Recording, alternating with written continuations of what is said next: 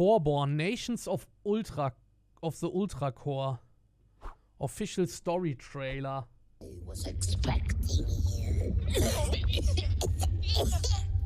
These uncertain times, good for which is business. People come to Naga with gold, asking about the future. Same people divided over diamonds, ambition, and power. All meaningless when destruction comes. And it came. 25 years ago, when Sorgov the Devourer invaded Tormentosia, the nations fell one by one until the last 6 tribes united. Hedonists brought what they love. Money. The lands were tamed by Saw monsters' beasts. Nosmerians calculated the secret formula, and skinned wolves brought it to life. While genetics muscles kept mutagens pumping. Okay, das scheint aber nicht nur rein Mittelalter zu sein, sondern so Steampunk-mäßig. Scheint es auch Technologie und so zu geben, ne? The children of the source awakened the heart of the machine. This is how Ultracore was born. A miracle that protects us from Sorgos' wrath. That's the past. The future is for you to forge. You can reclaim the vivid lands and restore their former glory. Unite the fallen nations under the bright light of Mother Core. Yuppie Naga now. The future was foretold. No returns. Okay. Also wichtig ist, das Material, was mir jetzt geschickt wurde, was ich mir anschauen soll, das ist wohl noch alles Pre-Alpha. Deswegen, also ganz, ganz früh, da wird sich halt auch noch viel dran ändern. Und zwar, es gibt so Showcase-Livestreams.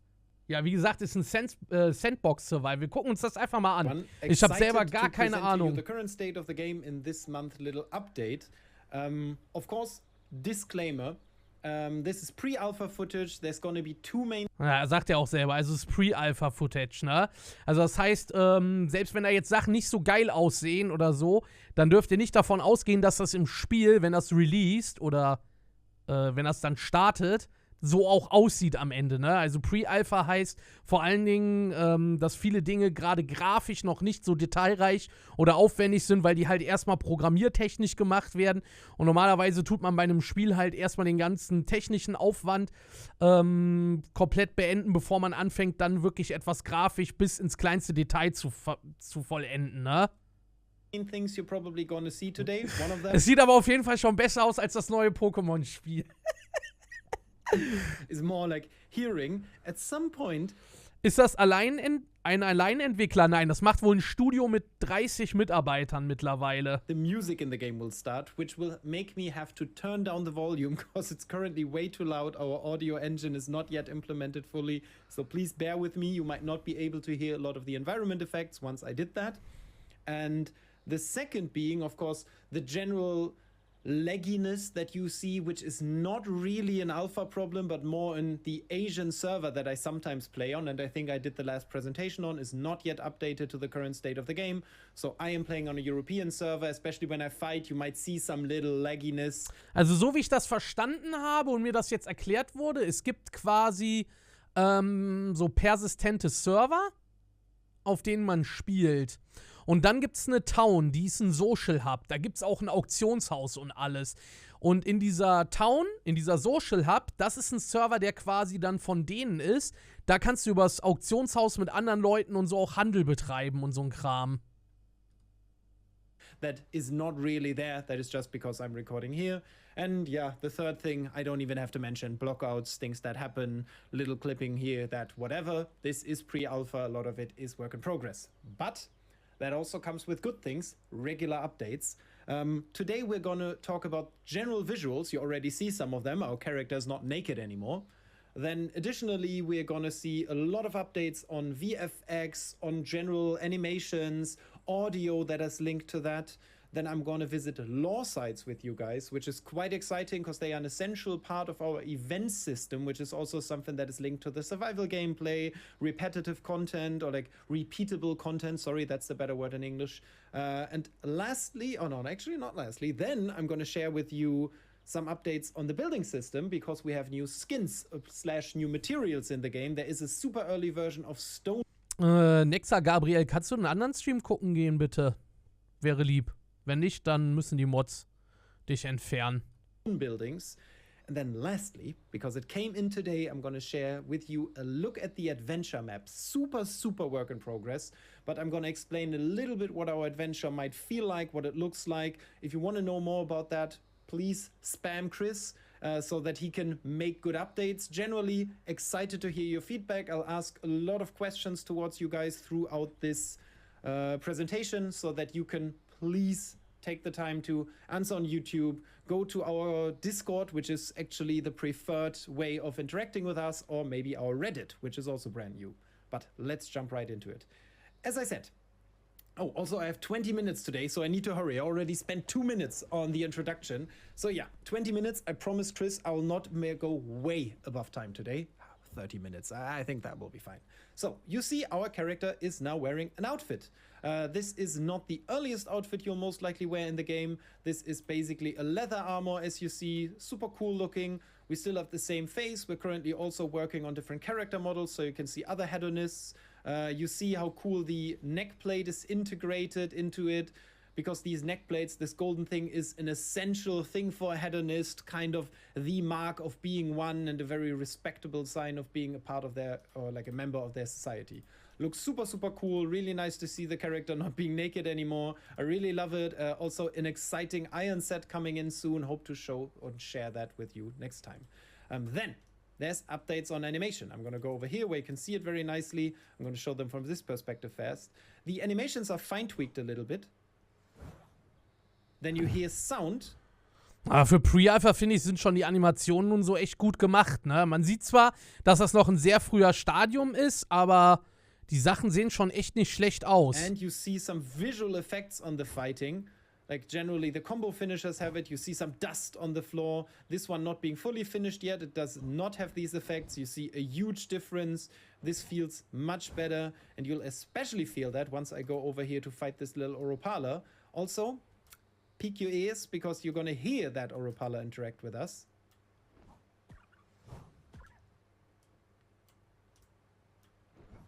Oh, this one actually, I just killed it, so does not do the proper charge animations. As I said, typical alpha. Maybe this one is more willing to fight. I think I killed it once too often and it got stuck. How does this one feel about fighting me? As I said, that's the typical lagginess that sometimes occurs. But it works. This guy is charging up attacks. As I said last time, this is super early, but we're currently starting to fine-tune fighting, where you see that these guys charge up their attacks. Currently they are in a stagger. Ja, Feintuning im Fight, das ist auf jeden Fall wichtig. Also ich hoffe, da werde ich auch, wenn die Jungs dann Feedback von mir haben wollen, denen das ganz klar sagen. Frozen Flame kann ich nur dran erinnern. Frozen Flame, unfassbar geiles Survival-Game, hat ein gigantisches Potenzial. Was das ganze Spiel kaputt macht, ist ihr Kampfsystem. Weil das absolut scheiße ist. Das Kampfsystem muss sich wirklich präzise anfühlen. Das Ding ist, wenn du so ein Kampfsystem nimmst in der Third Person mit so Attacken und Ausweichmanövern, ja, wo du den Gegnern ausweichst. Man nennt das ja mittlerweile Souls-like Kampfsystem, weil das quasi durch die Dark Souls Spiele quasi sehr etabliert wurde auch. Dann muss das auch so präzise wie in einem Dark Souls sein. Das heißt, du musst als Spieler immer wieder auch einen Anhaltspunkt haben, ey, wenn ich jetzt ausweiche, trifft der Gegner mich auch nicht. Mode, I'll try one that we find later to show that again. Additionally, on VFX, the whole gathering has been updated. It not only got sound,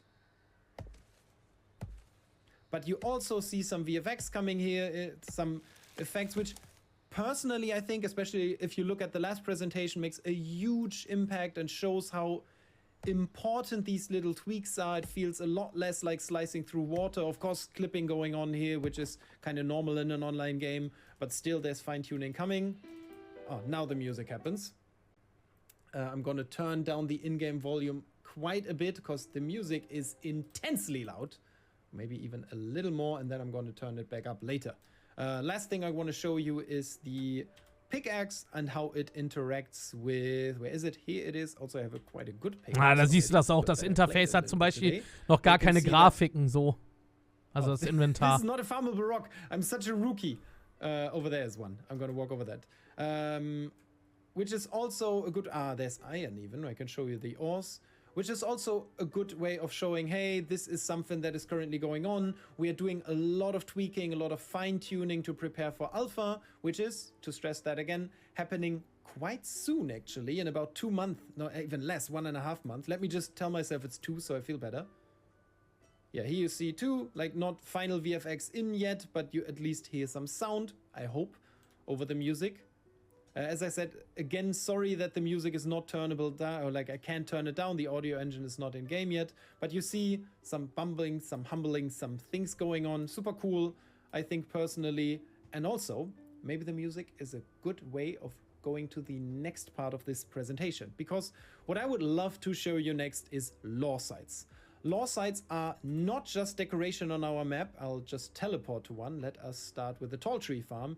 German viewers might recognize this actually from the last pen and paper, as was one of the locations that the guys ended up going to. I'll not show it immediately. I'll walk out of it so we can properly walk into it, because we placed it in a region with weather.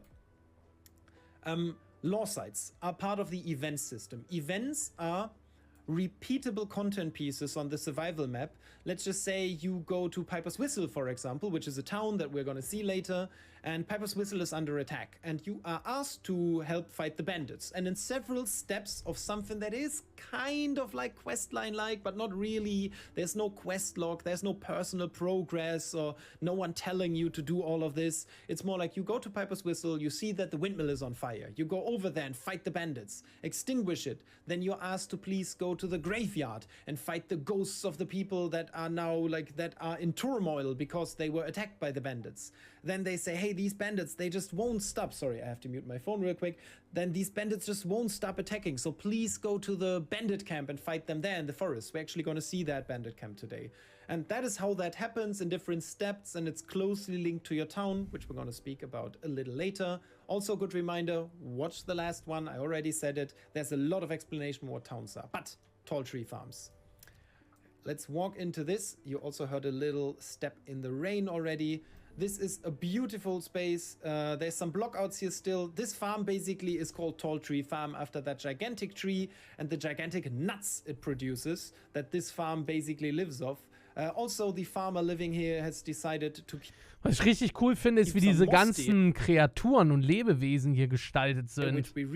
Es hat schon eine sehr eigene Art. Cool idea. They were once called Bryobook, but the idea came up of renaming them to Mostir, which we really loved, so we did that. They are just like peacefully sitting here. Also interesting to see how the progress works, because you see that these fences are already here, quite a new thing, but you still see blockouts, and that is how we built this.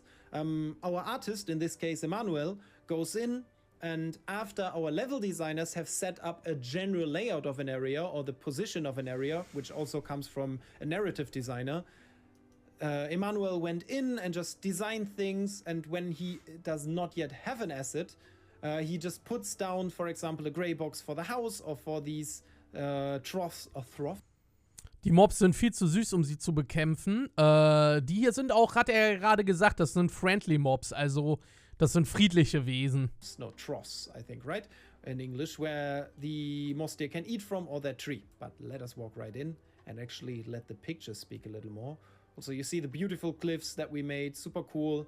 I think somewhere here is also the new trees, because most of the trees you're seeing are still placeholders. Let's go up to the main house. Also, the music will stop soon. Naja, da sieht er, also das ist, daran, das meine ich nämlich, da seht ihr, dass das jetzt noch eine Pre-Alpha ist, ne? Guckt euch das mal an, das Haus ist gar nicht an sich, hat das gar keine Texturen und alles, ne? Also das wird so nicht bleiben. There's already some assets placed around it. These cliffs super pretty. It's nestled in between the forest and the fields over there. I really, really like this view. Super, super cool. This is one of those nuts that's going to be here and farmable. Oh, I have to jump this little gate. Same here, some barns and sheds blocked out. Here's where the nuts are brought by the farmer. This feels a lot more alive than other parts of the map already. You see that someone actually put benches here where they can work. Once a nut is broken open, they probably put it in here. This is where they store the ones that they still want to work on as farmers. Yeah, super, super pretty. I cannot stress that again. If you are interested in these lore sites, please let us know. Would love to do extra little presentation on these where the artists and also the people that record these videos generally could go into the lore sites and present them a little better, show all the details, because I'm going to rush over them a little bit after explaining what they are, because I'm almost running out of time. 10 minutes are already over. Damn. Oh man, maybe we should need to do more of these presentations because we're making a lot of progress. Oh, the song is over, so I can turn up the volume a little bit. And there we are. Let me teleport to the next one, because there is quite some to share this time. We've already been to Tall Tree Farm. Oh, wait, does the last one not show up anymore? Maybe I have to reopen the menu real quick. That is an interesting bug. I never had that happen. How did that happen?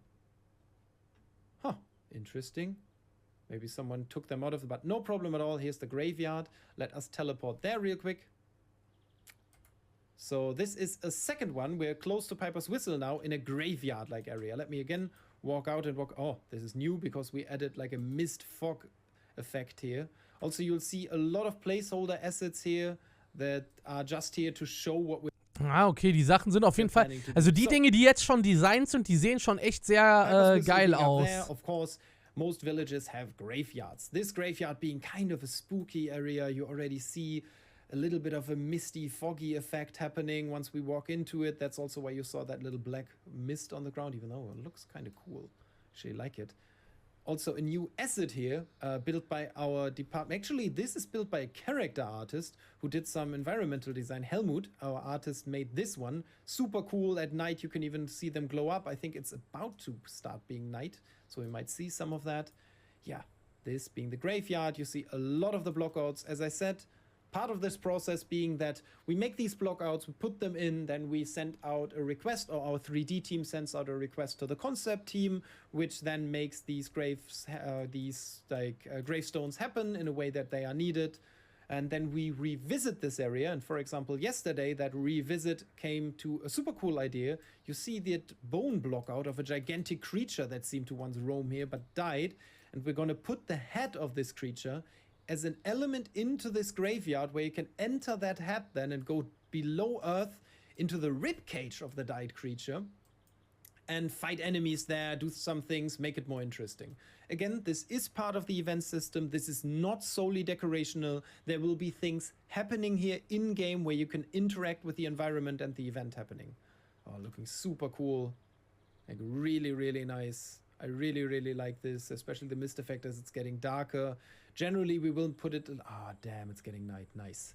Where it's like a little darkness, well, we'll wait another minute here. Which gives me some time to explain again the process.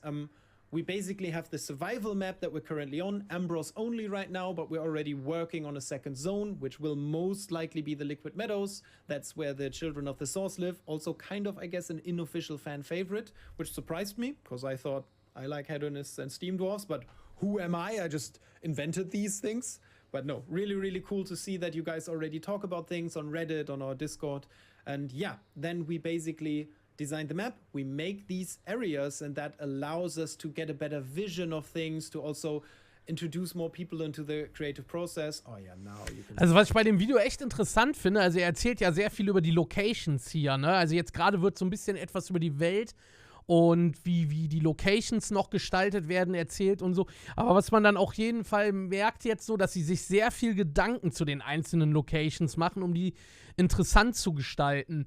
Weil wenn ich jetzt mal als Beispiel, weiß ich jetzt nicht, ob es ein guter Vergleich für so ein Game ist, aber es ist auch ein Survival-Game. Wenn ich jetzt zum Beispiel Ark nehme, bei Ark, bei den ersten Karten, ich meine, das tun sie ja auch aktuell alles so ein bisschen reworken, aber da hast du schon das Gefühl gehabt, so, die haben sich an vielen Stellen einfach gar nichts gedacht und das einfach so schlichtweg designt, ne? Und hier hast du wirklich so Points of Interest, das finde ich schon mal ziemlich cool, weil dann lädt das auch mehr dazu ein, diese ganze Welt zu entdecken und zu erkunden. See things. Super cool, really, really nice and spooky. This will look so nice once these are added, all these graves, and oh damn, yeah, here's one of those nice lanterns. So cool, so pretty, really nice work by the artists here. Also, I love how the light interacts with the environment. Really great. Taylor, I guess he's not offended if I say almost senior developer, or sorry, almost senior level designer. Actually, Taylor does a little bit of everything because he's incredibly experienced, worked on things like Final Fantasy actually, and not one of the later ones. Super, super cool to have him on the team. Really, really shows that he's really good with atmosphere on this one. But let me go to the next location. Ich frage mich, ob es dort auch Quest geben wird. Also, er hat da vorhin was drüber erzählt. Ich weiß jetzt nicht, ob ich es 100%ig richtig verstanden habe. Ansonsten guckt euch gerne das Video auch selbst nochmal an. So wie ich das verstanden habe, gibt es so Aufgaben. Du gehst zu einem Hof, wo irgendwie eine Mühle brennt. Und da musst du irgendwie die Banditen besiegen. Dann wirst du später ins Lager geschickt, sollst das Banditenlager quasi ausrotten, so ungefähr. Und das sind so wie so kleine Story-Dinger, die es in dem Spiel gibt. Because actually, I should be able to show more of them. Let's go to maybe the Twice-Spawn. Maybe we go to the Pompoyo colony, because then we can walk over to the Twice-Spawn camp. So, Pompoyo. They are basically very buff chicken. Gigantic, like chicken creatures. You'll see some of them already. There they are, sitting on top of these eggs that they are protecting. Let me see if I can jump up to one of them so that we can see it a little better. Maybe I'm able to climb one of these. But yeah, let me walk around a little bit. This being one of the colonies, because these are generally living in peace with headers. There is one. Super cool creature. Still will get a little bit of a rework, as we're not entirely happy yet with what they look like, even though they still look quite cool. So they can basically run away from their domesticated version, where they live in peace with the people that live in Ambrose, and then turn wild. And when they turn wild, they lay these eggs, and these eggs actually grow over time together with the creature that's in them, and then at some point break, and they form these gigantic colonies that are all about which of them sits atop the highest stone or the highest position. I have to turn audio down a little bit again. Just give me a second to adjust my settings here. Actually, you can see my settings now. Turn down this a little bit. Basically living in colonies where the highest position is the most important. The biggest creature basically rules over this colony, and it's super, super interesting to see. More of a natural one, as you see, it's nestled into these really, really nice environments, into these cliffs. These cliffs, again, super pretty. One of the things that we are just currently introduced, and they replace a lot of the things on the map.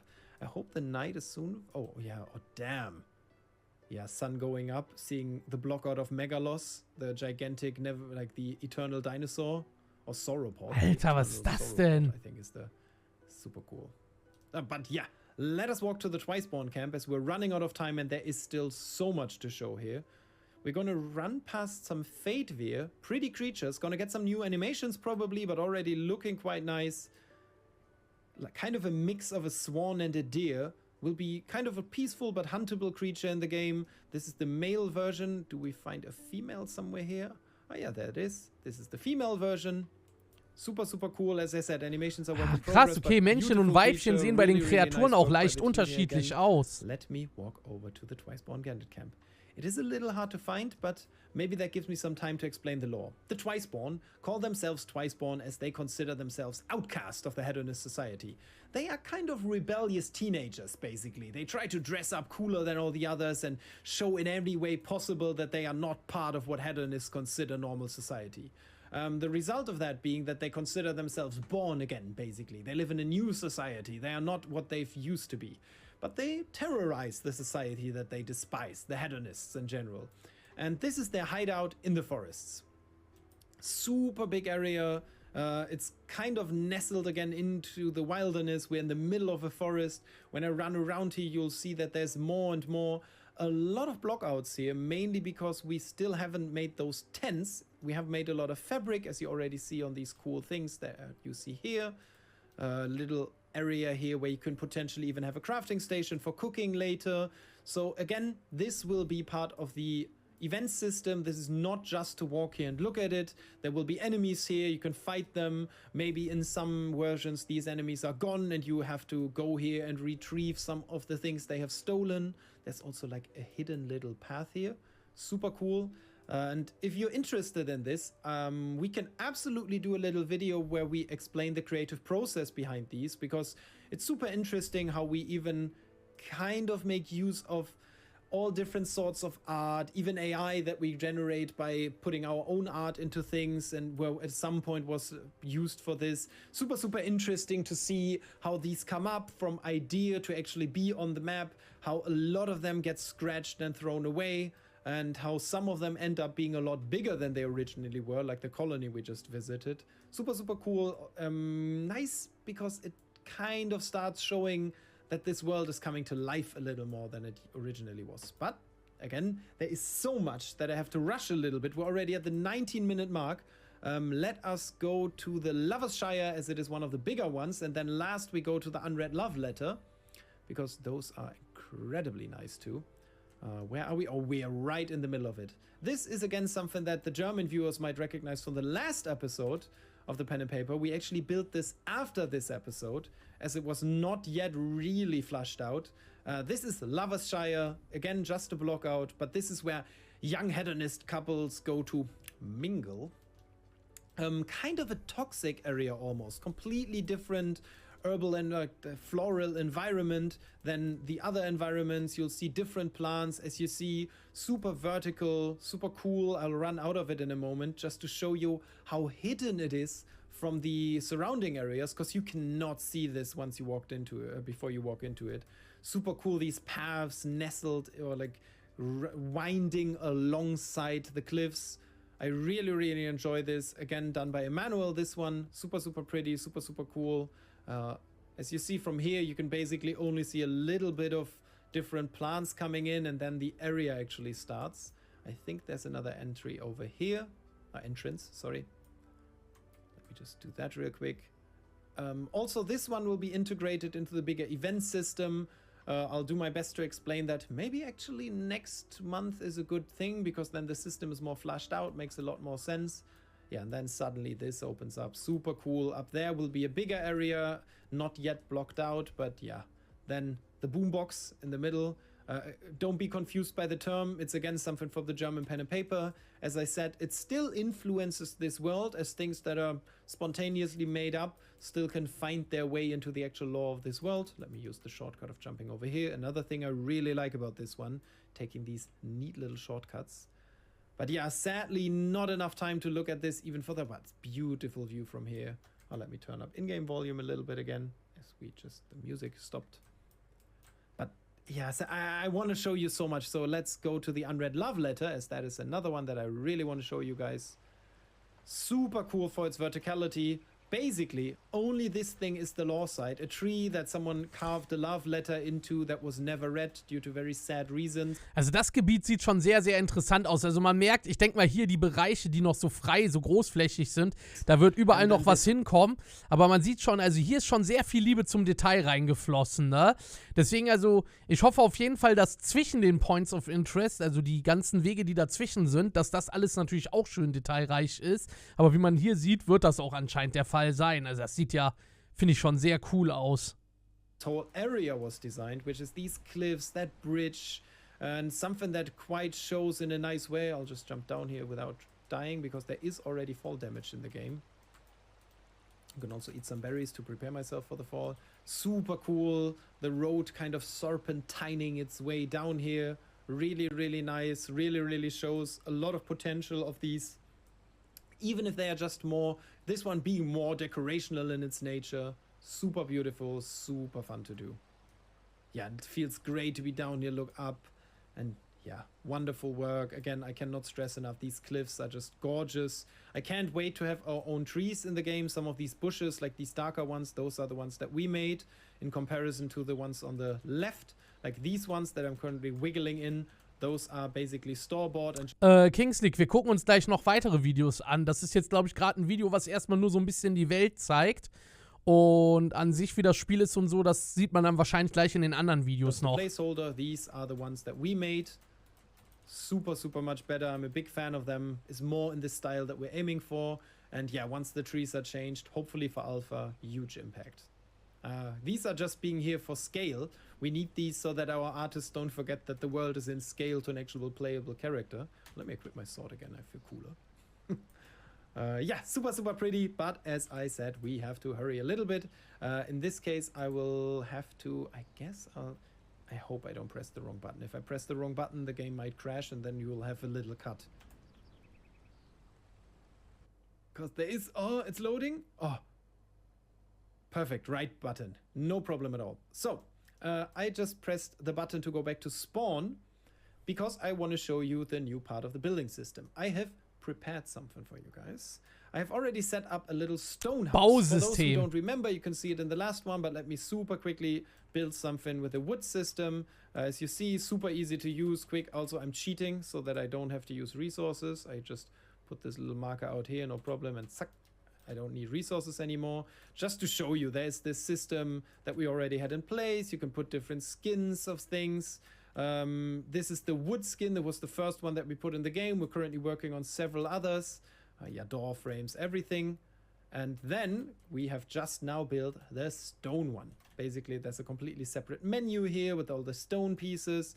I just didn't want to go through the effort of showing them all of you. I made a nice house already where you can see it. Super early iteration, not entirely sure how much I like these floors. Please give us feedback about that. Super excited to hear what you think about them, because they are nice, but maybe they could be a little nicer. We will see.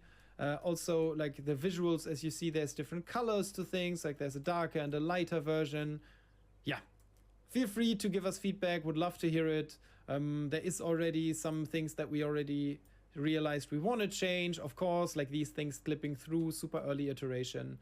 But it again shows how much you can do. This is basically fences that I switched around and put just a pillar in the middle to make them happen. Then up there, I used them as actual fences for something like a little balcony. The roof is already there. It is quite nice. And again, you saw the blueprint system being in place. And something that does sadly not work. It worked yesterday, but we had to take it back out because it is quite early. This is the placeholder for a relay tower. The relay tower will be the center of a town. This is not the final asset, just a random stone we put in here that we bought. This will basically be the center of a town. This will claim all the things in this circle and say, this is mine. People cannot destroy the things anymore. They don't deteriorate, but it also starts town attacks. The system of towns is so big and so essential to our game that I cannot explain it in a few seconds. I did a lot of the explanation in the last one, but I will probably have to do a completely separate... Du hast ein richtiges Town-System. Video where I explain nothing but towns and the nature of towns, because it is so complicated. If you haven't, because it's kind of a new concept, but not really. It's a mix of a lot of very well proven things, and I would love to take an extra video or to do an extra video and explain everything to you. But yeah, quick update on the building system. I'll show a lot more of that once it's finished in the next video. Just wanted to show you an update. There is new materials coming in. Again, the skinning is still in place. You can still go here and change colors of things, for example. There is also a lot more. Don't only watch this and assume, well, that's all I can do. Please take the time to watch the last video. I explain a lot more. And now, before we run out of time, because I'm already 6 minutes over, let us teleport to the adventure map. So, basically, adventures are fast-paced instance things that are multiplayer in their nature in most of the cases. And to be more concrete, in our first adventures, you will do a horde mode. If you've never heard of a horde mode in most games means a mode where several enemies spawn and run towards a certain center or towards you and try to kill you. And that is what this adventure will be. And here is a super early version of that game. Of that mode. You will have a town center, also super cool how fast day and night cycle is for testing purposes. You will have a relay tower. You're basically going outside of the shield in this adventure. There's a town and you're sent there to reclaim resources. You and your friends go out there, other players, and you're matchmaked into a group and you go here. And then you have to defend this tower. there's 2 phases to this, basically a gather phase and a fighting phase. And in the gather phase, you could go to different locations. For example, that village over there where you can gather specific resources. You could decide to go to these forests, to the mountains and find minerals there. Or you could go into the fields over there and farm resources that are more like based around the fields biome. These basically being different biomes. You already see some landmarks like that tree, that field, these mountain pikes that help you. And over there is other locations. That being a bandit camp. This is the village, and all the way back there you see a tiny little bit of tents, and this is a vendor. The idea of these adventures is that they are highly replayable. That means every time you join or in different seasons, their nature changes. In alpha, it is just this map. We just want to test it. It might not even make it into alpha, but then we'll test it latest in beta and would love your feedback. But the idea is that you play them and they change. Sometimes there's different locations, different maps later. Maybe that village is locked and you can't do it, or it's not here and something else is there. It's just an expedition outside of the shield. Oh, looking super cool. Even if it's not intended, that effect already, like these weird boxes, super interesting. Once you look away, they're gone. I saw that yesterday. But yeah, as I said, it's work in progress. Also, they are linked to the other modes of the game. Let's say and we can already walk over to that village. Let's say on the survival map, I found a key. I did an event, for example, where as a part of that, I went to tall tree farms and I went to the cellar and there was a hidden key. And that key is actually a key to the warehouse in this adventure. And this adventure will be 15 to 30 minutes. That's all you need. You go in, you have some fun, and then you can play it again. And you go home with some loot, some experience, and just the fun that you had playing it. But yeah, we bring this key, and maybe it unlocks a door somewhere in here, and it gives some extra loot. Or maybe you bring in a specific weapon that allows you to go to the bandit camp all the way over there. I'll actually activate a cheat so that we can go there faster, because we currently... Oh, it's kind of spooky now. I realized, because I don't have teleport yet on this map. So maybe it gives you a specific weapon that you need to slay the bandit lord in the bandit camp over here. We put some bandits here as placeholders. The camp is not yet designed. And that allows you to weaken the enemy's attacks. And also, these enemies' attacks might look very different every time you play it. So for example, maybe they come down this path. Maybe they come out of caves. Maybe they come from somewhere completely different, or there's also different enemy types. And your objective would be to protect this tower as long as possible while gathering as much loot as possible. You build defenses around this tower. Maybe you decide to not build defenses. You and your team can change tactics, adapt them to the different circumstances you're confronted with in this, and then just enjoy it. And speaking of enjoying, I really enjoyed recording this little session. Let me position myself nicely so that it maybe looks a little... Oh, with this glow, super nice. I'll put the block out of the way. Oh, wait, I have to look away and back so that nice. I really enjoyed recording this. I am so sorry, Chris, that they always take much longer than time you've given me, but there is so many exciting things. That's why I'm speaking so fast. That's why I'm doing my best. Was ich jetzt nicht ganz verstanden habe, ist das jetzt ein Modus, der abseits ist? Also hat das Spiel verschiedene Modis? Oder tut man da irgendwie Sachen farmen und die bringt man dann zu seinem Lager? Ach, Hauke ist sogar da. Moin. Dann kann er mir das ja vielleicht beantworten. Ich bin nämlich gerade etwas verwirrt. Das ist eine Instanz. Ja, irgendwie, ich habe das auch gerade so verstanden, Hauke. Kannst du uns das mal erklären?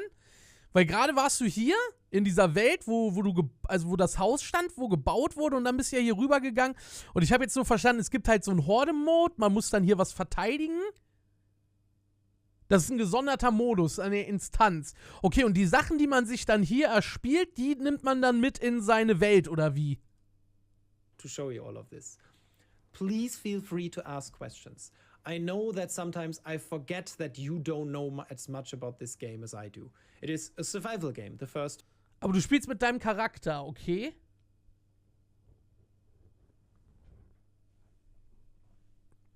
Map we saw is completely survival. You build your own town alone or with friends. You interact with other towns. Ah, okay. Und am Ende bekommst du Loot, den du wieder mit in deine Survival-Welt nehmen kannst. Das ist natürlich geil, ne? Also da muss man sagen, da hat das Spiel auf jeden Fall einen sehr hohen Wiederspielwert. Also dann ist das so, wie ich mir das gedacht habe. Du hast halt diese verschiedenen Modes, wo du von deiner Welt aus quasi hinreist, dann holst du dir da Stuff und kannst wieder zurück in deine Survival-Welt quasi. You trade, you do events, you protect your town from the oncoming attacks of... Und die Survival-Welt, ist die dann so ein Server, den man quasi selber hostet? Und diese Events und so, das sind Server vom Game aus? Oder wie funktioniert das alles genau? Sorgoth. And then you saw an adventure for the first time today, this map, where you can go in again and again with different people from other survival maps, from your own map, your friends, people that might become your friends, complete strangers, and play them again and again, together loot. Okay, also man tut keine eigenen Survival-Dings hosten, Survival-Welten. Und ist das Spiel jetzt, ist das jetzt so PvP-mäßig auch, dass man sich in den Survival-Welten bekämpft? Oder sind die Survival-Welten eher so, ich sag mal, so ein bisschen cozy aufgebaut? So, jeder kann seinen Stuff machen, man kann andere Leute zwar besuchen, aber dann nichts zerstören und so. Du bist in einer Zahl von Spielern auf der Survival-Welt. Es gibt keinen Server-Browser oder ähnliches. Du wirst einer Welt zugewiesen. Es gibt gar kein PvP in der Survival-Welt, okay. Also ist das dann, wie ich schon sagte, so eher so ein bisschen cozy-mäßig, dass man quasi andere Leute zwar besuchen und sich denen ihre Sachen anschauen kann, je nachdem, aber man kann halt nichts kaputt machen. To have different things happen, we highly consider replayability of these things. And you haven't even seen Corheim today, the social hub, which we'll hopefully be able to show next time with even more visuals. Das gucken wir uns jetzt auch gleich an, weil, wie ich ja schon gesagt habe, es gibt wohl so eine riesige Stadt, die ist wie eine Social Hub und da gibt es ein Auktionshaus und so, boah, das klingt schon sehr geil. Which is where you meet other people to trade with them, to play. Ist es möglich, mit seinen Freunden in der gleichen Welt zu sein? Ich denke mal, sowas wird auf jeden Fall bestimmt eingebaut, dass du mit Kollegen zusammenspielen kannst. Ich habe Angst, dass das überall Gebietsclaim-Steine stehen und ich keinen guten Bauplatz finde. Ist das berechtigt? Es gibt diverse Mechanismen, die das verhindern. Also man kann nicht unendlich viel claimen. Ich gehe mal davon aus, du musst dann auch bestimmt irgendwie, du kannst mit deinen Freunden gemeinsam spielen. Du kannst da bestimmt irgendwie ein bestimmtes Gebiet claimen, vielleicht das vergrößern, aber ich glaube auch nicht zu viel nehmen. Play some mini-games. There's a super interesting topic about mini-games that started today on our Discord, where community members share their favorite ideas of such games, like even if it is a card game, a roulette, or a simple tic-tac-toe, basically. And that also leads me to the most important point. A gigantic thank you to everyone who's already on board. This week we hit 10,000 members on our Discord, which I cannot stress enough. Even that, if that seems like a small number in the current environment of gigantic influencers, to a little game like ours, an independent team that is gigantic in this early stage. We have not had a single playable version out there in the world. We only can play this game, or what you saw today. Also kann man mit seinen Freunden an Punkt X in die Welt gehen und da eine eigene Town bauen. Genau, du kannst es vergrößern, aber das führt zu mehr Angriffen auf deine Town durch NPCs und mehr Ressourcen, die das kostet. Ah, okay, da kann man sich das wahrscheinlich so vorstellen wie in, wie heißt's hier, in Rust. In Rust kannst du ja auch keine unendlich große Basis bauen, weil du hast da ja, glaube ich, irgendwie diesen Stein oder so, wo du immer reparieren musst. Und je größer deine Base ist, umso mehr Ressourcen brauchst du. There is so much still that is ahead of us, and it's so cool to already have people to share these exciting new things with, to get ideas from, to be able to talk to about the things that we come up and to show them regularly. And if this is the first video you ever see from us, please take the time to join some of our socials. You will definitely... Okay, das ist das erste Video von dem Spiel. Sind die Events in der Welt random? So wie ich das vorhin verstanden habe, gibt es so Random-Events. Also das klingt auf jeden Fall schon echt ziemlich cool. Vor allen Dingen, was ich feiere, ist diese Idee von, du kannst in andere Instanzen quasi gehen. Today we're going to be taking a look at the fields of Ambros in Corborn, nations of the Ultracore. Now these are the lands of the hedonists, as beautiful as they are bountiful, and the place that you're going to be seeing in the upcoming alpha. Head to the Discord, we'll talk about that more later. For now though, let's get into it and have a look. So here we are on the fields of Ambros, and over there you can see Piper's Whistle, place we visited last time, just off in the distance. And you can run directly to and from those places, obviously.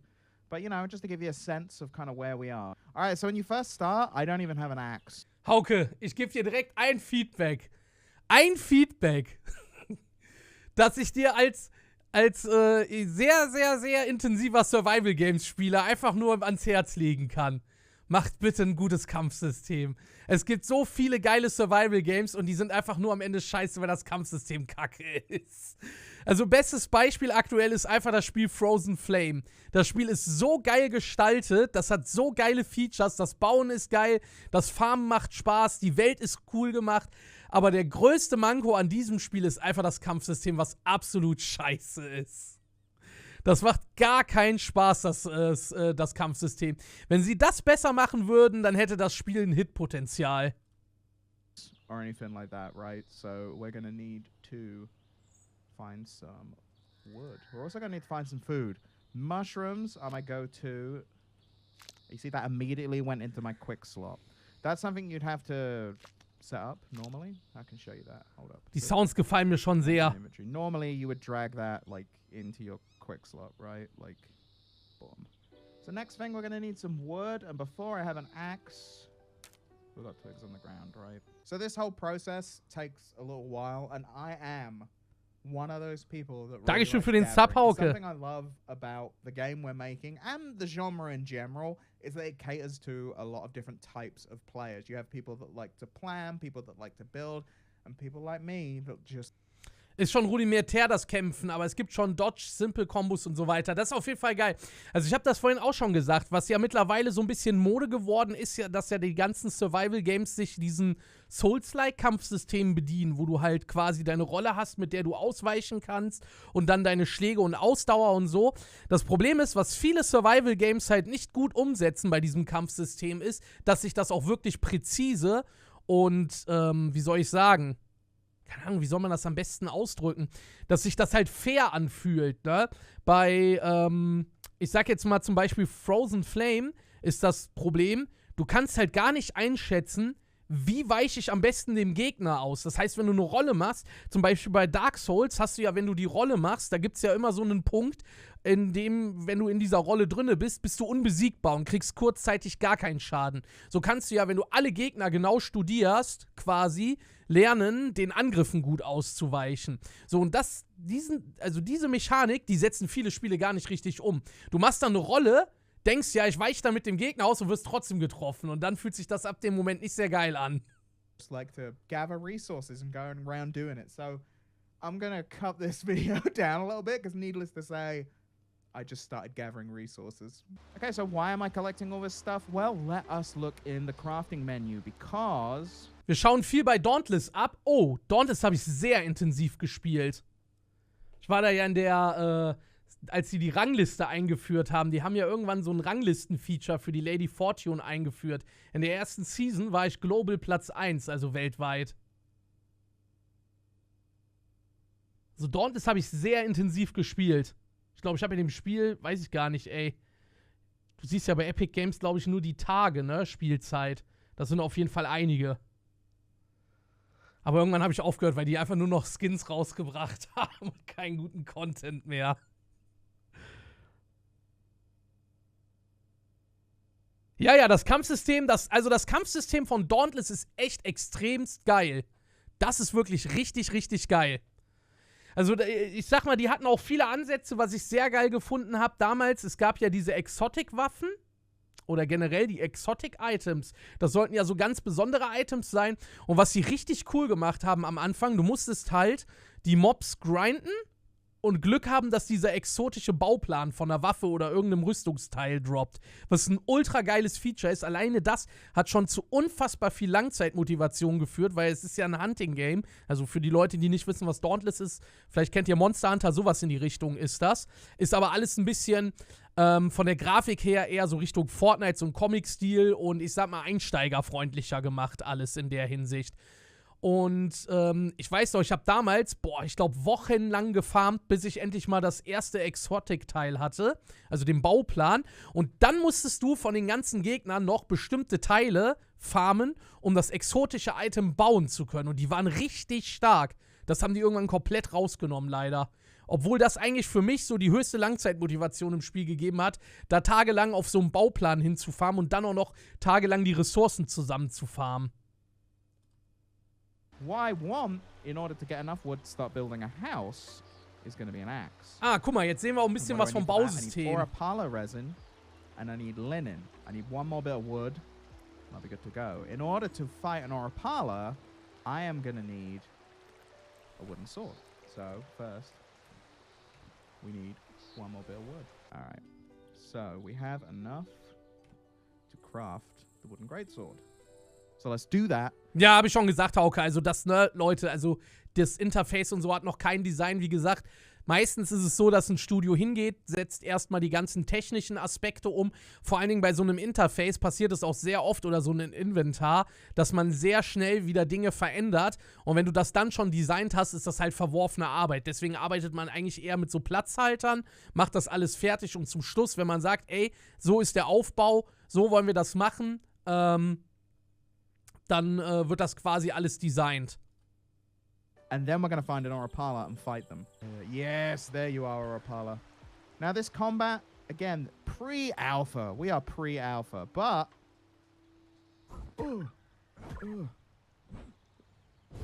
we got some combos.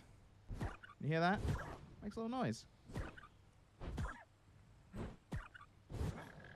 You're dead, Orapala. You're dead. And now I have Orapala resin. How much of that do I actually need to make my axe? Also das Spiel ist auch, wenn ich das so richtig verstehe, sehr auf kooperatives Gameplay ausgelegt, ne? Also, also der Ansatz ist, glaube ich, eher mehr so dieses, dass man zusammen eher so Adventure und so erlebt und zusammenarbeitet, anstatt so wie in anderen Spielen PvP gegeneinander, ne? Das Spiel ist super, super social. Solltet ihr vielleicht auch mal drüber nachdenken, Hauk. Ich weiß ja nicht, ob ihr es schon geplant habt, ob ihr so einen Aspekt, wie man das in Dauntless oder Monster Hunter hat, mit so großen, besonderen Monstern, die man legen kann, passt eigentlich in solche Spiele richtig gut, wenn du dann irgendwie so Waffen oder so hast, auf die du hingrinden willst. Alright. Habe ich mich sowieso schon mal gefragt, warum es kein Survival-Game gibt, was diesen Aspekt einfach in einem Survival-Spiel mit einbaut. Weil das einfach, also es ist eigentlich eine relativ simple Sache. Sowas wäre ein Adventure, ja. Sowas ist eine Sache, die relativ simpel umsetzbar ist und vor allen Dingen, wenn du das dann halt richtig machst mit den Bauplänen und allem, da kannst du halt super viel Langzeitmotivation rausholen. So now we just need linen. And look! It's bountiful! It is bountiful! Well, there's two. No, there's more! It is bountiful! And since we're looking around... Ambros. I mean, look at this place, right? These are the fields of Ambros. And it's just a beautiful, idyllic place. This is where we will be visiting in the alpha. See that? Look at that. Why do you need a scarecrow when you could have that? Yeah. For those that were wondering, scarecrows. That's why they're there. Protecting the wheat that is growing here. Anyway, this is where we'll be visiting in the alpha. Which, by the way, if you are interested in getting in on the alpha, we'll have more information on that soon. But the alpha is not far off, and the best place to be will be the Discord. I can let you know now. Apropos Discord, kann ich euch auch mal eben schicken. Den habe ich geschickt bekommen. Also für die Leute, die gefragt haben, das Spiel ist, glaube ich, sogar schon auf Steam drinne, dass ihr euch das auf die Wishlist packen könnt. Und es gibt auch schon ein Coreborn Discord. Ich schicke euch mal den Link. Ich poste den einfach mal jetzt hier ein paar Mal in den Chat. Da könnt ihr quasi draufgehen, wenn ihr möchtet. Da kriegt ihr bestimmt auch regelmäßig dann Updates zu aktuellsten Sachen. You're gonna find out how to join on the Discord, and that's gonna be where we post that information. So be sure to join our Discord. I'm not keeping track of how many of these I have now. I got plenty of plant fibers, which means we can make linen, which will mean we can make a reinforced wood axe. So you would wonder how just wood would be a good axe. Or a pile of resin. You put that on there, and you're good to go. Now we got reinforced wood axe. We can collect wood way quicker by cutting down trees. I don't know. I'm a blight on the environment. Look at the little effects there. Yeah. You don't want a tree to fall on you, because that will end you.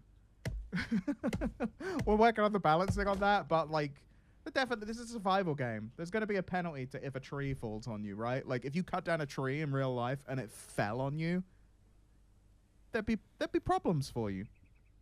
And that's kind of what we're going for here, right? Now, obviously, there are harsher lands in the world of Tormentosia. And we will look at them. Weiß man denn schon, wie viele Leute ungefähr auf so einer Welt zusammengeworfen sein werden, Hauke? Weil das sieht ja schon sehr weitläufig aus, so ein Gebiet, ne? Fields, man. And the music that kicks in. Here we go. So what I wanted to see, just moving us, because we've got different weathers in different areas at the moment, right? If you're interested, this is where I took that gift. Like right here. Love it. Absolutely love it. And so this is kind of a sense of what Ambros is all about, right? Like, or at least the fields.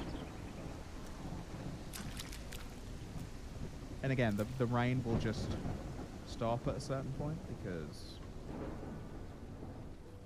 we've just got it running in certain areas. Ah, okay. Ja, klar, verständlich. Magic. But it will be dynamic in the game and there will be... Also ich joine auf einen Server mit anderen, kann dort Holz, Stein farmen und meine Base bauen. Die muss ich vor NPCs verteidigen, ich crafte mir besseres Equip und damit Innis zu machen. Also ja, Instanzen sind aber eher so Adventure, ne? Instanz wird jetzt, glaube ich, als Begriff dafür genommen, dass man sagt, das ist ein abgeschotteter Bereich, wo du für dich alleine bist und ein Abenteuer erlebst. Also nicht eine Instanz im Sinne, glaube ich, wie in World of Warcraft, wo du dann da durchläufst, Bosse besiegst und so. Wenn es natürlich so sein sollte, dann habe ich es falsch verstanden, aber ich denke, Abenteuer können sehr vielseitig sein. Das kann dann zum Beispiel irgendwie sowas sein wie dieser Horde-Mode oder irgendwas anderes auch. Was natürlich auf jeden Fall sehr geil ist, ne? Weil so hast du dann Abwechslung im Spiel.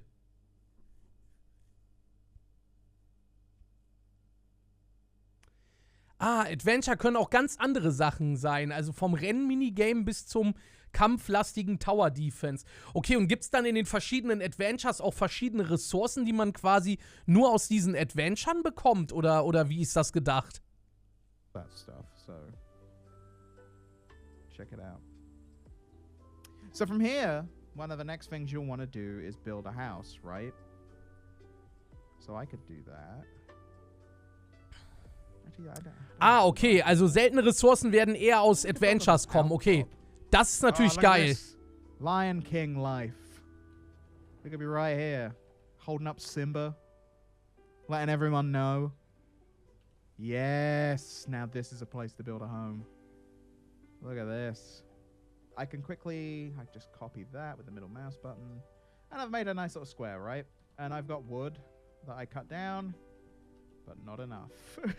I can only make those two. So you see, it's very dependent on you getting out there and you... See that? Yeah, and I've now only got 5 wood left.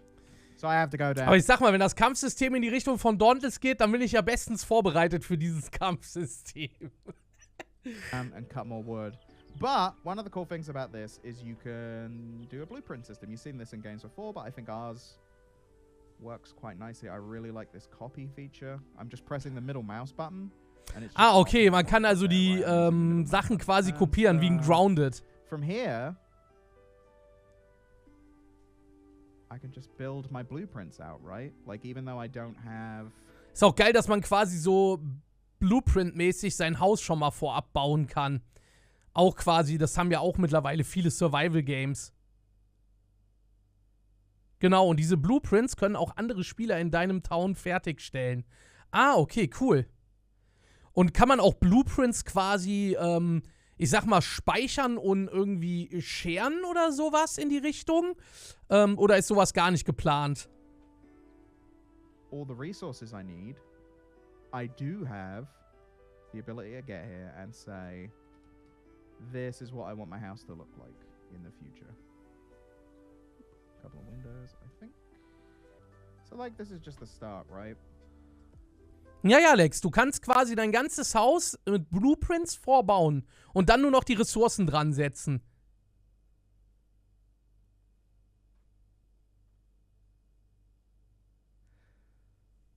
Ah, okay, alles klar. Ja, ich denke mal, sowas ist halt interessant für Leute, die sagen, ey, ich kann überhaupt nicht gut bauen und ich hole mir so ein Blueprint, ne? Entweder, keine Ahnung, ich sag mal, was immer ganz geil ist natürlich für jemanden, der zum Beispiel sich die Mühe macht und so ein geiles Blueprint erarbeitet, wenn er die quasi auch verkaufen könnte oder so. Glaube ich, wäre auch eine ziemlich witzige Sache. Aber generell denke ich mal, ist das für Leute mal ganz gut, die sagen, ey, ich kann nicht so gut bauen. Ich nehme Blueprint, zimmer mir das dahin und baue das Haus dann quasi. What have I got here? I mean, I've got a bunch of walls and some windows. Now, I'm not going to build this house. We're not going to go all through it. You can add a roof to it. You can do all sorts of stuff. But this house would deteriorate because we have a town system. Now, this is something I wanted to show you because while we're looking around Ambros, the whole team was here earlier today. You may have read on the Blank Hands website our post about Friday playtests. And today, the town system begins. Ah, guck mal, da sieht man das auch, dieses Schild von der... It's not gonna look like a dome in the final game. This is very much a placeholder. But the town system is something Hauke's discussed before, and something that is going to be integral to this game. So this dome basically represents the entire area that this town exists in, right? So you see, we very much have a placeholder asset right here. And a really nice sequence of numbers. But this will be your relay tower, which anyone can build. And it sets up a town. This is going to be one of the first things you do in the game. Now, you see, I already joined this town. This town I'm a part of. But, you know, if I leave town, I can join town. But that's something you'll be able to do in the game by attuning. Wie ist das denn mit der Stadt geplant, Hauke? Ich denke mal, ihr werdet ja so Sachen reinbringen wie, keine Ahnung, du brauchst später eine Schmelze, um Erze zu schmelzen. Und dann brauchst du einen Amboss und auf dem kannst du dir dann deine Ausrüstung und Waffen und so craften. Ist auch geplant, dass ihr so ein bisschen in die Richtung, wenn das Ganze schon so cozy gehalten ist, auch so tierzuchtmäßig geht, dass man sich irgendwie auch Speisen zubereitet, die dann irgendwie besondere Buffs geben, die man dann auch braucht später, um irgendwie solche Adventures wirklich vernünftig bestreiten zu können, dass da auch eine gewisse Vorbereitung zugehört. Shard of the Ultracore to the relay tower. And a bunch of people can join the town, and this is what has happened. So, you've met Marcus. This was the house Marcus was working on. This was the house Hauke was working on. And I came in and joined this town as well. Genau, Crafting Station gibt es und die leveln nach und nach. Kochen ist noch rudimentär, soll aber ein tieferes Feature werden. Jagen und Tierzucht kommen erst später, sind aber fest geplant. Sehr geil. Das ist geil. Also das könnte dann auch was werden, wo ich glaube ich dann Rumatra und Trimax mit ins Boot kriege. Weil ich meine, ich sag mal so, Rumatra für die Adventure zu begeistern, wird easy sein, aber Trimax, wisst ihr ja selbst, der ist sehr eigen. Der braucht irgendwelche Dinge, wo der komplett eskalieren und produzieren und verkaufen kann. Dann ist er auch mit an Bord. I added this here. See this little entrance. But I also added... Well, the trees have grown back, because this tree wasn't here. But this, the Friendship Bridge... Ja, Anzi, aber er ist auch ein bisschen sehr eigen, was den Content angeht. Für Max müsste halt zum Beispiel, wie ich ja schon gerade sagte, so, ne, wenn du jetzt zum Beispiel, sagen wir mal, keine Ahnung, du kannst Tiere züchten, kannst dann irgendwie Milch kriegen, kannst die dann zu Käse verarbeiten, der irgendwie ein super gutes Food im Game ist, der aber aufwendig zu produzieren ist und irgendwie auch seine Zeit braucht und kannst dann Handel betreiben oder so. Das ist dann was, weißt du, da wäre Max sofort, glaube ich, mit an Bord. Bridge between Marcus's house and Hauke's house. So the town system really is one of the core parts of this game. And what I was showing you there, that wouldn't have been possible in the amount of time that we had without several people all being a part of this town, all going out gathering resources and all working together to build this stuff. And it's not even done yet. That's the other part of it. Because working together and cooperation is a big part of this game. It's a big part of the lore. You're leaving Korheim to go out and retake the lands. And Ambros is where we're going to start. It's where the alpha is going to take place.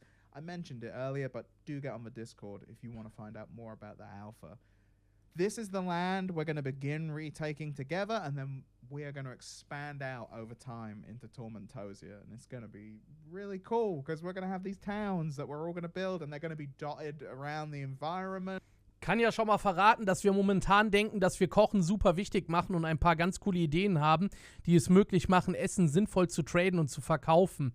Ja, wie gesagt halt, ne, also ich denke mal, da hast du auch bestimmt viele Möglichkeiten. Also wenn ihr sagt, ihr bringt zum Beispiel auch Tierzucht rein, da kann man ja ganz gut so ein Beispiel wie jetzt Stardew Valley nehmen.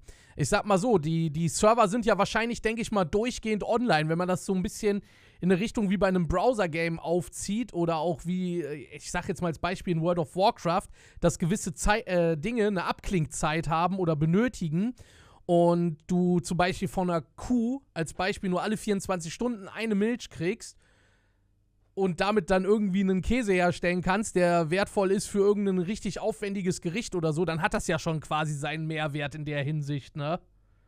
Dann macht ja der Part auf jeden Fall auch absolut Sinn, wodurch dann ja auch sehr viel Handel entsteht.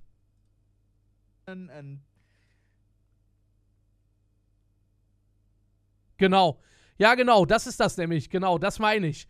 Und da ist das dann, da fängt das nämlich an, dann kann sich einer zum Beispiel sagen, ey, ich kümmere mich um den ganzen landwirtschaftlichen Teil, ich gucke, dass ich immer die Felder mit Sachen bestücke und allem, ne? It's gonna be awesome. Obviously you can see this bridge here. It's grey boxed. So this bridge will be, this is like a temporary, like, bridge will be here kind of asset. Da bin ich auf jeden Fall mal gespannt. Also Potenzial ist auf jeden Fall sehr, sehr groß. Alleine diese Idee mit diesen Adventures, da gibt es ja gar kein Survival-Game, glaube ich, in der Richtung, was das so umsetzt.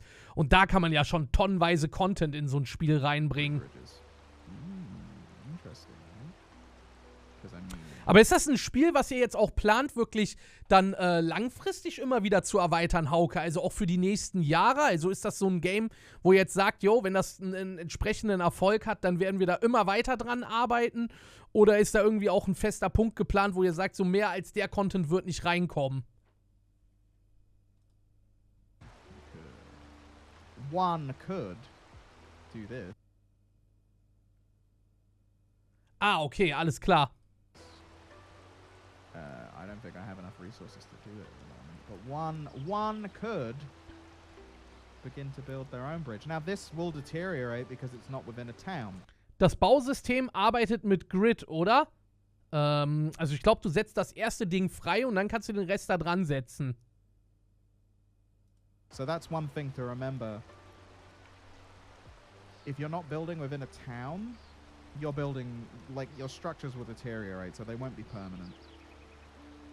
But, you know,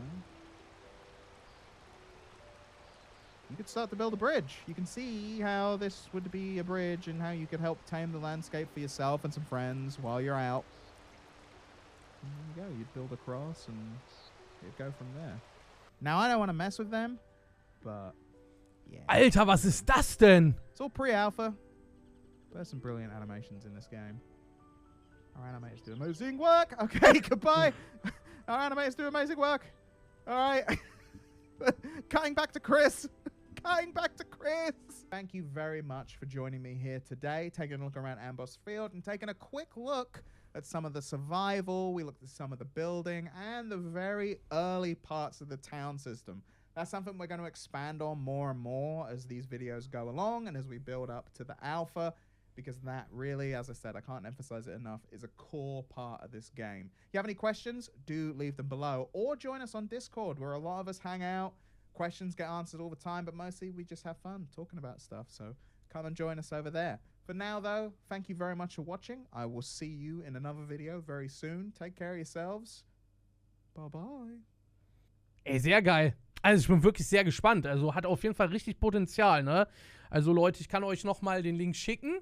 Es gibt auch eine Internetseite, da könnt ihr das Game direkt, wenn ihr das haben, also wenn ihr euch das auf die Wishlist packen wollt in Steam, könnt ihr das machen. Da könnt ihr auch gerne drauf gehen, ne? Also da könnt ihr euch auch, glaube ich, für alles Wichtige eintragen und Infos holen. Sieht sehr geil aus. Also ich bin echt gespannt. Das hat auf jeden Fall richtig Potenzial. Also als Survival-Games-Spieler bin ich auf jeden Fall gecatcht.